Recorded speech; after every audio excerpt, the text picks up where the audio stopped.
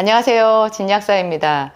암 환자들을 위한 영양요법, 좀 멀리 해야 되는 음식이나 또 추천할 만한 그런 영양제 있으면, 설명해 달라는 그런 질문이 참 많이 있어서 오늘 제가 그 내용으로 영상을 준비했어요.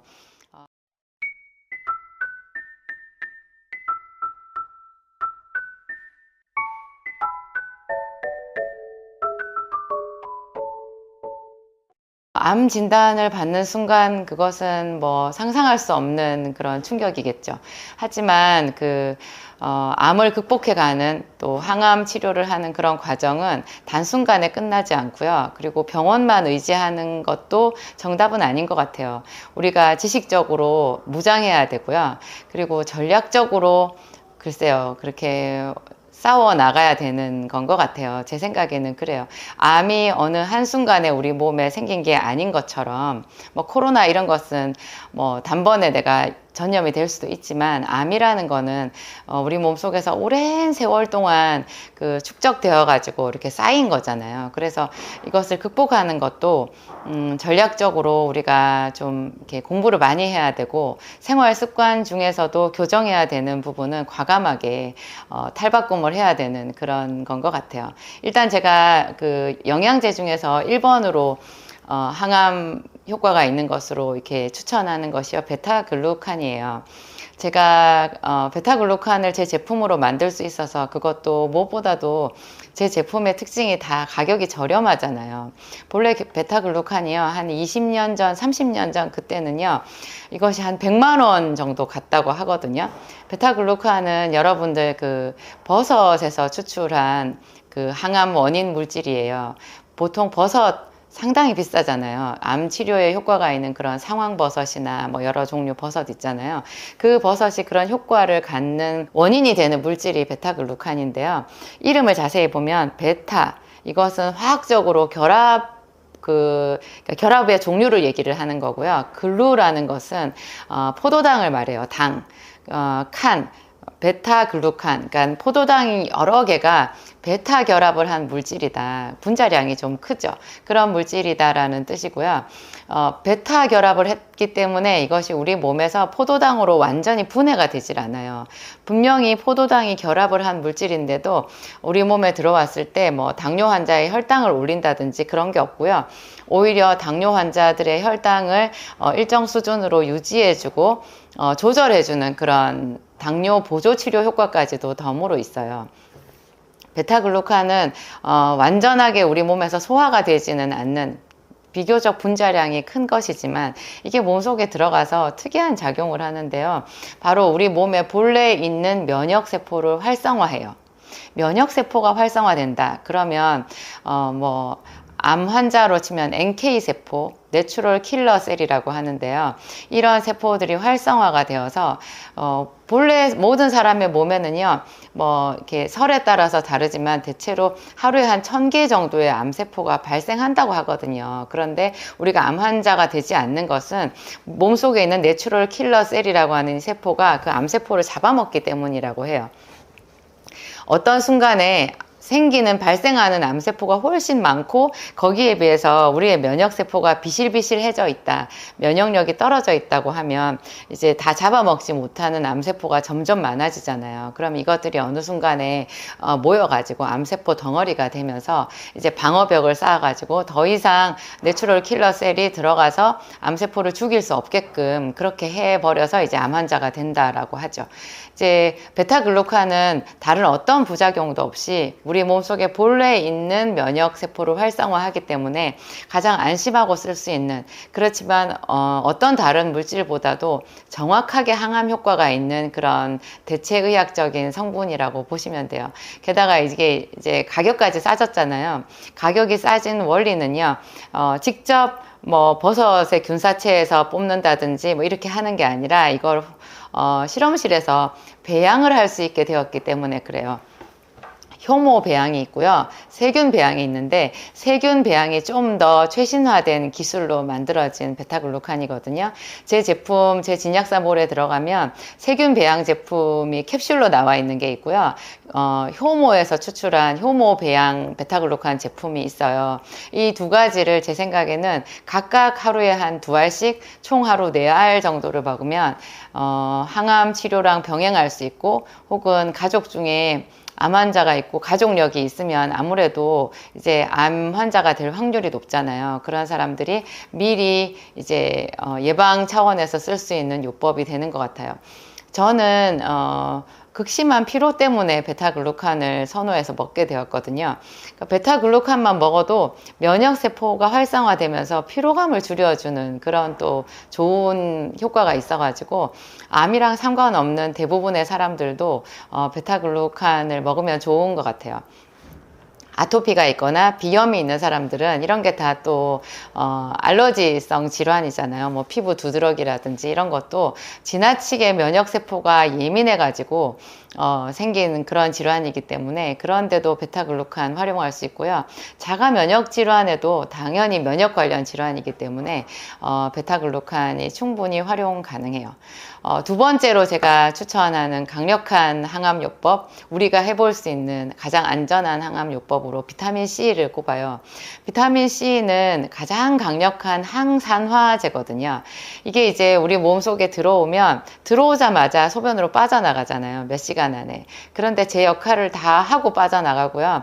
마지막에 콩팥과 요도와 방광을 빠져나가면서, 세뇨관과 방광을 빠져나가면서 그 부분을 다 청소해주는, 그래서 방광염이나 요도염이나 뭐 콩팥에 염증이 있는 사람들한테 오히려 비타민C 고용량을 권장하거든요. 그래서 하여튼 비타민C는 참 좋은 그런 물질이라고 볼 수 있는데요. 가격도 세상에서 가장 싸잖아요. 가장 싸고 먹자마자 소변으로 빠져나가기 때문에 수시로 계속 보충을 해줘야 되거든요.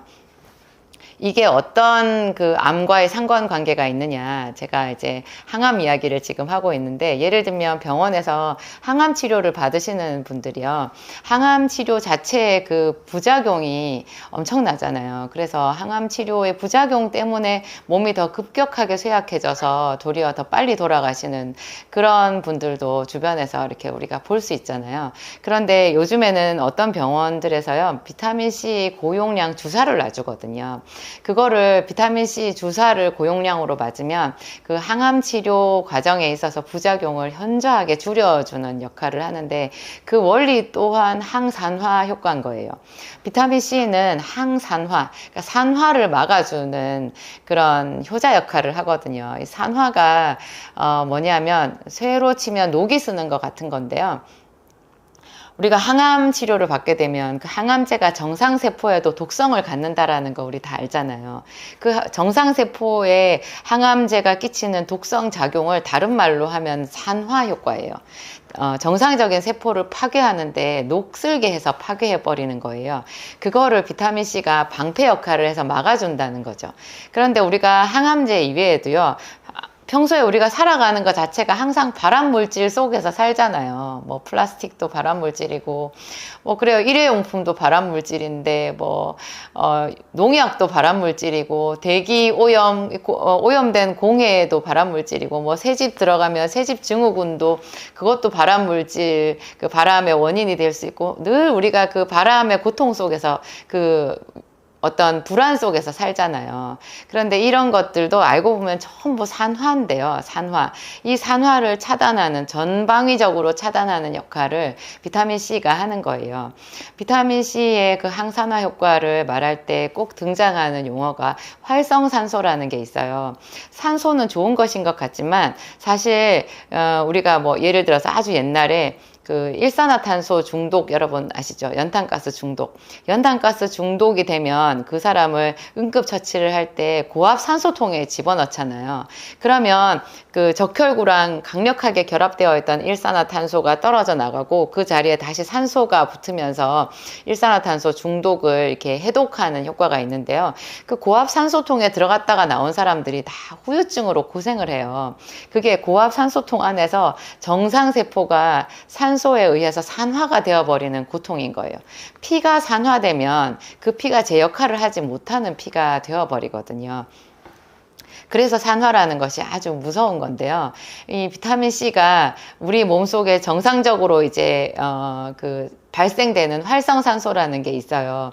우리가 이제 먹은 음식을 에너지원으로 활용을 하다 보면 이 몸속에서 계속적으로 어떤 이렇게 화학 반응이 일어나거든요. 어떻게 음식이 힘이 되겠어요? 어떻게 이 먹은 음식이 피가 되겠냐고요. 그것은 그 음식을 소화시키는 과정, 화학적으로 변환시키는 그런 몸속에서 일어나는 생화학 반응의 결과인데요. 그런 과정 속에서 마치 자동차 배기가스처럼 우리 몸에서 부산물이 만들어지는데 그것을 활성산소라고 하는 거예요. 근데 이 활성산소가 너무 많이 생기게 되면 우리 몸속의 활성산소를 중화시키는 그 효소만으로 활성산소를 다 막지를 못하는 거예요. 그럴 때 이제 비타민C가 아주 효자 역할을 하게 되는 건데요. 이 C가 활성산소를 차단을 하면 그것 자체가 항암인 거예요. 그래서 비타민C를 많이 먹으면 이제 항암 치료 과정의 부작용도 줄여줄 뿐만 아니라 우리 몸속에서 새롭게 만들어지는 그 발암 물질도 차단을 하고 또 암세포가 분비하는 어떤 물질 그런 것이 정상세포에 또 파괴를 일으키잖아요. 그래서 암세포가 자기 영역을 확장해 나가는 건데 그런 것으로부터도 정상세포를 보호해주는 효과가 있는 것 같아요. 그래서 비타민C는 수시로 계속 보충을 해줘야 되고요. 항암 효과를 위한 비타민C는 제 생각에는 하루에 한 10,000ml는 이상 먹어야 되는 것 같아요. 저는 당뇨 환자들에게 비타민C 고용량을 특히 정상인보다 훨씬 더 높은 초고용량을 많이 권하거든요. 그것만 해도 당뇨의 합병증을 상당히 많이 예방 치료를 할 수 있더라고요. 제가 임상을 해보니까 그래요. 이것은 정확한 정보니까 여러분들도 한번 한 달 정도만 테스트를 해보셔도 좋을 것 같아요. 하여튼 이 비타민C 초고용량을 권하는 환자 1번이 이제 항암 치료 암을 예방하거나 치료하고자 하는 환자들한테 초고용량 비타민C를 권하고요. 그게 이제 현대의학에서도 어느 정도 인정이 됐기 때문에 항암 치료 중에 비타민C 고용량 주사를 놔주는 것 아니겠어요? 하지만 주사는 맞자마자 소변으로 빠져나가 버리거든요. 그래서 주사보다 훨씬 더 중요한 것이 매일매일 매 시간마다 비타민C를 보충해 주는 거예요. 콩나물 시루에다가 물을 부으면 콩나물 시루 바깥으로 물은 그냥 바로 빠져나가지만 콩나물 자라잖아요. 비타민C 먹어서 바로 빠져나가지만 우리 몸에 충분한 항암작용, 항노화작용, 혈관 보호작용 뭐 이런 거 해주면서 빠져나가는 거니까 안심하시면 되고요. 그 외에 뭐 비타민C가 통풍을 일으킨다느니 뭐 위장을 망가뜨린다느니 그런 부작용 사실 다 근거 없는 얘기거든요. 비타민C 하루에 한 알부터 천천히 증량하시면 위장장애 없고요. 그 다음에 오히려 있던 위장병도 치료하는 게 확실하고요. 또 오히려 몸속에 돌이 있는 사람들 제가 B, C, 마그네슘을 같이 먹도록 권하잖아요. 비타민 B 그 다음에 마그네슘이랑 비타민C 고용량을 같이 하면요. 있던 결석까지도 이렇게 녹는 그런 효과를 제가 임상에서 많이 관찰했어요. 그래서 그런 것도 걱정 없으시고요. 비타민C는 또 한 가지 중요한 작용이 있는데 이렇게 결합 조직을 튼튼하게 하는 작용이 있어요. 여러분 우리 몸에 세포와 세포가 서로 연결되어 있는 그래서 약 50조 개의 세포가 우리 몸을 구성한다고 하잖아요. 세포와 세포를 딱 붙여주는 그 조직을 결합 조직이라고 하는데요. 마치 건물에서 시멘트 같은 역할인데 그 결합 조직을 단단하게 탄력 있게 해주는 중요한 물질이 비타민C인 거예요. 이 비타민C의 결합 조직을 튼튼하게 하는 작용만으로도요. 우리 혈관이 튼튼해지고 피부가 탄력이 있어지고 그렇죠. 뼈가 튼튼해지는 그런 일이 있는데요. 이게 암세포가 정상세포를 집어삼켜서 확장하는 것을 막아주는데도 이 결합 조직을 튼튼하게 하는 효과는 상당히 중요한 역할인 것 같아요. 그래서 또 제가 결합 조직의 근거를 들어서 비타민C가 항암 효과가 있다 그렇게 제 이야기를 자주 합니다. 그리고 이제 비타민 C를 고용량으로 먹으면 반드시 여러분들이 또 추가적으로 먹어야 되는 게 제가 좀 전에도 말씀드린 비타민 B 100단위예요. B 다음에 100이라는 숫자가 붙어 있는 그런 제품이 있거든요. 그 100은 함량을 말해요. 비타민 B의 함량. 비타민 B는 1번부터 12번까지 이렇게 복합제로 되어 있는데요. 이게 각 모든 그 번호마다 최소한 100단위 이상이 들어있는 것을 B100이라고 하거든요. 제 진약사몰에 들어가면 제 이름으로 되어 있는 B 제품이 두 가지가 있어요. 이 둘 다가 다 B100이에요. 해외 직구를 해서 B100을 드시는 분들도 많던데 비타민 C를 하루에 많이 이상 먹으면 비타민 B를 아침에 한 알, 점심에 한 알 이렇게 먹어요. 비타민 B는 그 자체가 우리 몸의 정상적인 생화학 반응, 음식물이 들어가서 제대로 나쁜 물질로 바뀌지 않고 제대로 우리 몸에 에너지가 되고 면역이 되고 생명력이 되게끔 좋은 길로 이렇게 음식물이 쭉 소화가 되게끔 하는 그런 생화학 반응을 비타민 B가 이렇게 있어야 가능하거든요. 그래서 B 고용량을 반드시 써야지 우리가 제 힘을 낼 수 있는 거고요. 그리고 아까 항암 효과를 위해서 C를 고용량으로 쓴다고 했는데 C를 고용량으로 쓰면서 B를 추가를 하지 않으면 이 B의 상대적인 결핍이 와요. 그래서 C의 효과를 제대로 못 누릴 수가 있거든요. 그래서 또 B를 하루에 한 2알 정도는 먹는 것을 제가 꼭 권하죠. B는 그 자체가 면역력의 필수이기 때문에 항암을 위한 영양요법에도 반드시 제가 강조를 하는 거고요.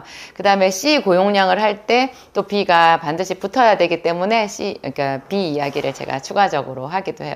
마지막으로 한 가지만 더 항암을 위해서 여러분들한테 추천해 줄 수 있는 음식, 식재료를 얘기하자면 올리브유예요. 성경에는 이게 감람유라고 나오는데요.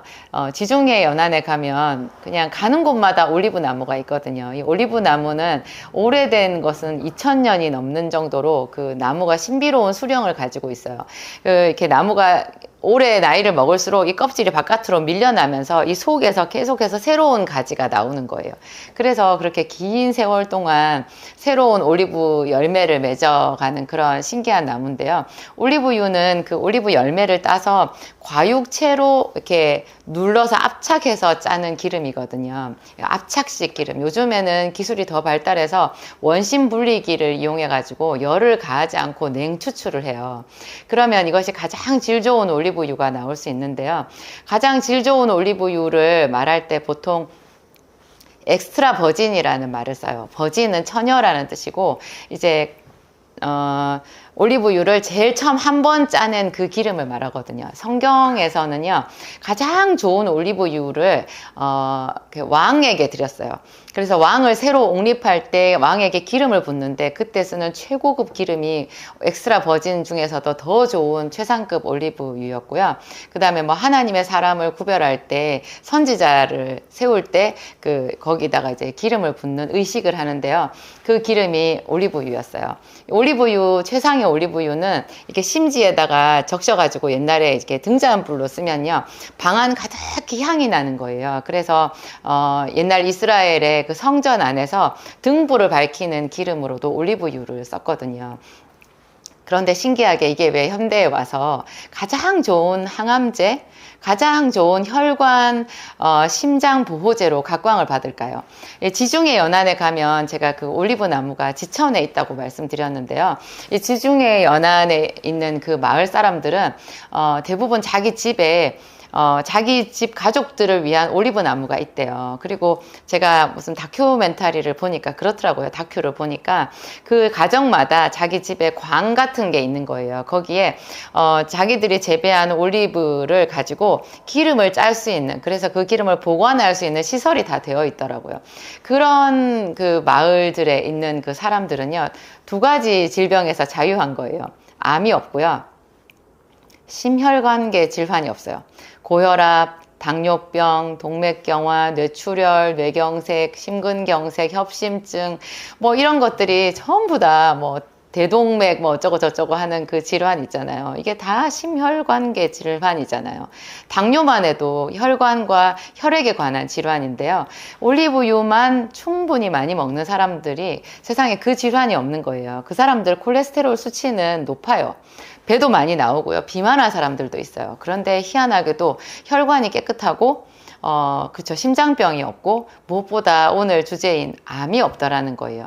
이게 올리브유가 가장 탁월하게 효과가 있는 암 종류가 따로 있는데요. 뭐 모든 암에 쓸 수 있지만, 유방암과 자궁암이라고 해요. 그래서 제가 여러분들한테 하여튼 1번으로 추천하는 것이 올리브유예요. 제 진약사몰에 보면 그 엑스트라 버진급 올리브유 중에서도 산도 표시가 있거든요. 그 산도가 0.8보다 낮으면 그것이 이제 엑스트라 버진이라고 명칭을 쓸 수 있는데요. 0.8에서 낮을수록 좋은 거거든요. 이렇게 좋은 올리브유는 입안에 넣어서 삼키면 목이 매워요. 마늘의 매운맛, 고추의 매운맛, 뭐 카레의 매운맛하고는 좀 다른 매운맛인데 처음에 그냥 뭣도 모르고 아무것도 모르고 울컥 삼키면 기침 나오거든요. 그런데 그 올레오 칸탈이라고 하는 화학명을 가진 그 매운 성분이 굉장히 좋은 그 올리브유의 효과를 이렇게 나타낸다고 하거든요. 올리브유는 먹을 때 하여튼 입안에서 오래 이렇게 머금고 씹어서 먹듯이 그렇게 먹어야 되고요. 제 제품 진약사몰에 나와 있는 진정주 올리브유는 최상의 산도 0.1이고요. 이거를 또 이렇게 산패를 막기 위해서 제가 포로 만들었어요. 병에 든 것도 있는데 그것은 주방에서 조리용으로 쓰시고요. 포로 되어 있는 그거를 매일 하루에 항암 효과를 원한다고 하면 한 2포 정도 먹는 거를 제가 권해요. 그리고 암 환자들한테 체중 유지는 상당히 중요한 문제거든요. 체중이 너무 많이 빠져버리면 힘이 딸려서 이게 암세포와 싸워서 이기는데 지장이 있어요.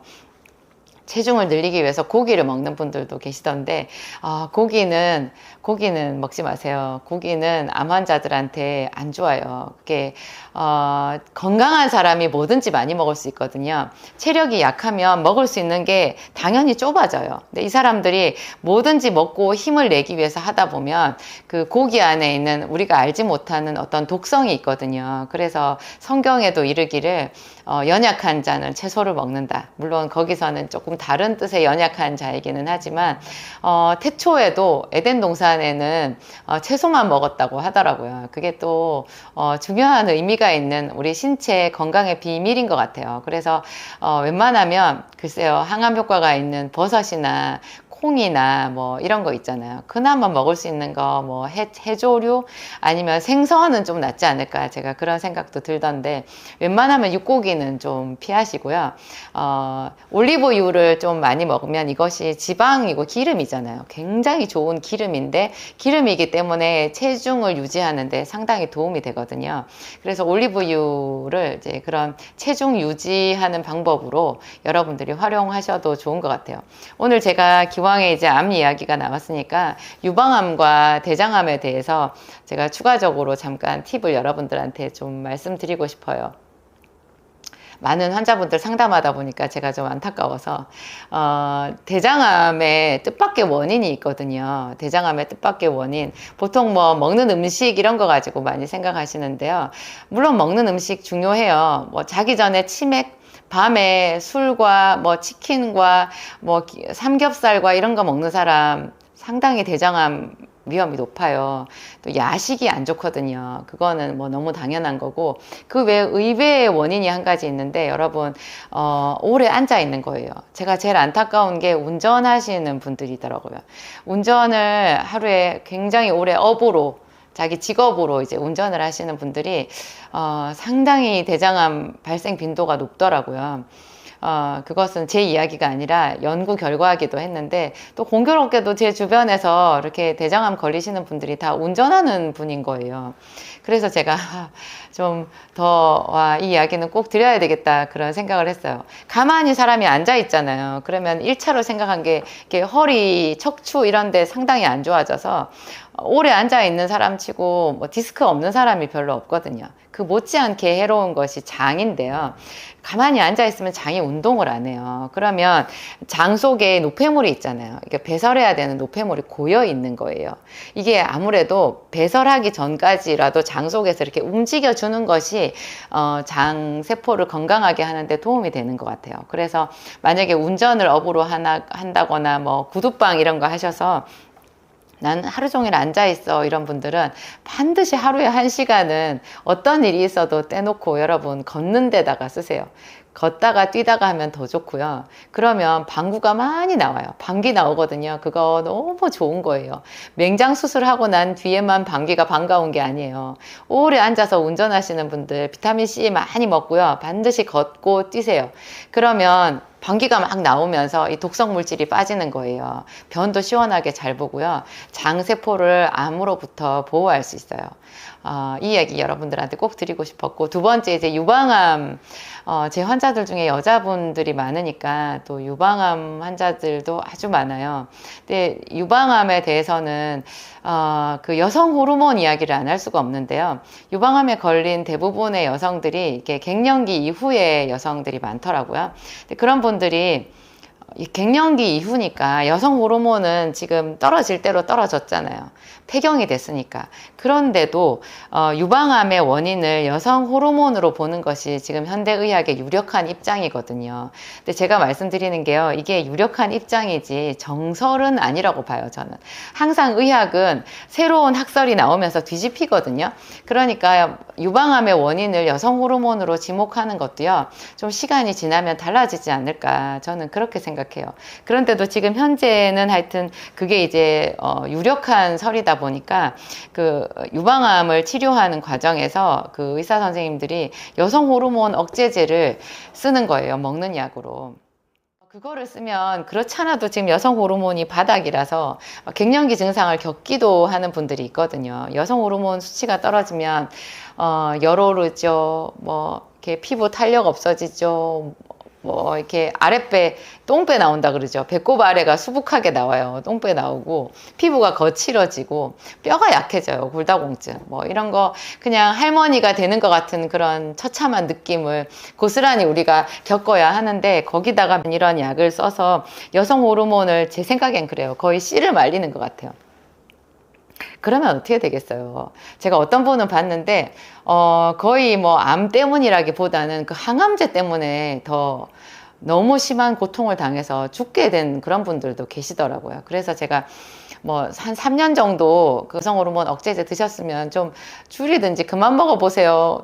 큰일 나겠어요. 제가 그런 얘기를 몇 번 해드렸거든요. 여러분, 골다공증이 온다고요, 여성 호르몬 억제제를 쓰면서 유방암 환자들한테 다량의 칼슘제도 같이 처방하는데요. 그 칼슘 효과 하나도 없거든요. 왜냐하면 본래 골다공증이 칼슘 부족증이 아니에요. 지금도 너무 많은 그 사람들이 골다공증 예방하려고 칼슘 열심히 드시는데요. 칼슘 아무리 먹어도 골다공증 효과 없어요. 그런데다가 이게 항암을 하고 있는 분들, 그 유방암 때문에 수술도 받고 항암 치료도 해서 몸은 쇠약해질 대로 쇠약해졌는데 거기다가 여성 호르몬 억제제를 쓰고 칼슘까지 다량으로 쓰면 그 위장이 남아나겠냐고요. 칼슘제는 거의 다 극심한 위장장애를 가지고 있어요. 그게 칼슘은 아주 차가운 성질이거든요. 그 차가운, 여러분 밥 먹고 나서 시원한 차가운 물 먹어보세요. 어지간히 위가 튼튼하지 않은 사람은요, 이게 소화가 안 돼요. 소화가 안 돼. 저도 20대 때는 밥 먹고 나서 아이스크림 가능했는데요. 지금은 안 되거든요. 칼슘제를 먹는다고 하는 것은 얼음물을 먹는 것과 비슷한 그런 효과가 있어요. 그래서 이게 위장 장애가 생기는 거거든요. 하여튼 이런 이야기 여러분 좀 지식적으로 알고 메모 잘 해 놓으시고, 여러분 다른 자료도 많이 찾아보시고 좀 공부를 많이 하세요. 그래서 정말 암을 효과적으로 가장 최소한의 부작용과 고통으로 극복해 나갈 수 있다면, 또 미리 예방할 수 있다면 뭐 얼마나 좋겠어요. 하여튼 제 이야기는 오늘 여기까지입니다. 항상 여러분들께 감사한 마음으로 영상 제작하고 있습니다. 감사합니다.